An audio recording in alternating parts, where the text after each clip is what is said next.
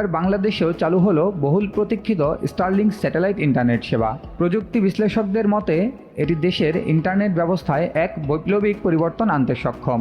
স্টারলিংকের মাধ্যমে উচ্চগতির ইন্টারনেট পৌঁছে দেওয়া সম্ভব হবে দেশের প্রত্যন্ত ও দুর্গম অঞ্চলে, যেখানে বর্তমানে প্রচলিত অপারেটরদের সীমাবদ্ধতা রয়েছে। গত 29 মার্চ বাংলাদেশ বিনিয়োগ উন্নয়ন কর্তৃপক্ষ স্টারলিংকের বিনিয়োগ নিবন্ধন দেয়। 90 কার্যদিবসের মধ্যে কার্যক্রম শুরু করার অনুমোদন থাকলেও সেই সময়ের আগেই চালু হলো স্টারলিংক। তবে এখন পর্যন্ত সবচেয়ে বড় প্রশ্ন হলো এই সেবা পেতে কত খরচ হবে।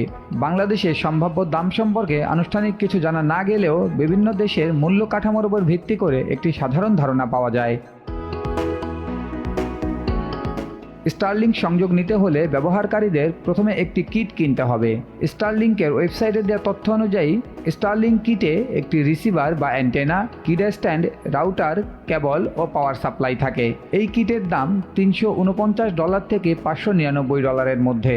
বাংলাদেশের সম্ভাব্য দাম সর্বনিম্ন 42,000 থেকে সর্বোচ্চ 70,000 টাকা হতে পারে। আবাসিক গ্রাহকদের জন্য স্টারলিংকের মাসিক সর্বনিম্ন ফি যুক্তরাষ্ট্রে $80 থেকে $120, যা 25 থেকে 100 Mbps পর্যন্ত ইন্টারনেট গতি প্রদান করে। বাংলাদেশি টাকার হিসেবে 10,000 থেকে 14,500 টাকা হতে পারে বলে ধারণা করা হচ্ছে। বাণিজ্যিক ব্যবহারকারীদের জন্য 25 থেকে 110 Mbps এর দাম $140 থেকে $150, অর্থাৎ বাংলাদেশিদের হিসেবে 17,000 থেকে 60,000 টাকা খরচ লাগতে পারে।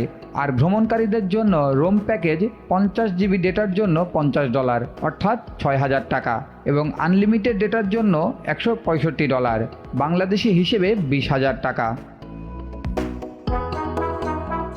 আবাসিক গ্রাহকদের জন্য বার্ষিক খরচ $960 বা 1,17,000 টাকা। কিট সহ প্রথম বছরের মোট খরচ $1,309, অর্থাৎ 1,60,000 টাকা।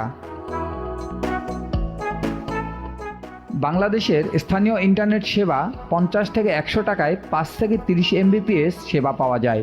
সে তুলনায় স্টারলিংকের দাম কয়েক গুণ বেশি। তবে এটি দুর্গম এলাকা যেখানে তারের সংযোগ পৌঁছায় না, সেখানে উচ্চগতির ইন্টারনেট প্রদানে সক্ষম। স্টারলিংক বাংলাদেশে স্থানীয় চাহিদা ও প্রতিযোগিতার কারণে দাম সামঞ্জস্য রাখতে পারে। সঠিক তথ্যের জন্য স্টারলিংকের অফিসিয়াল ঘোষণার জন্য অপেক্ষা করতে হবে। প্রযুক্তি বিশেষজ্ঞরা মনে করছেন স্টারলিংকের মাধ্যমে ডিজিটাল বৈষম্য হ্রাস পাবে এবং দেশের শিক্ষা, স্বাস্থ্য ও ব্যবসায় নতুন গতিশীলতা আসবে। পাশাপাশি ক্ষুদ্র ও মাঝারি উদ্যোক্তারা বৈশ্বিকভাবে নিজেদের যুক্ত করতে পারবেন। নিউজ ডেস্ক, দেশ টিভি।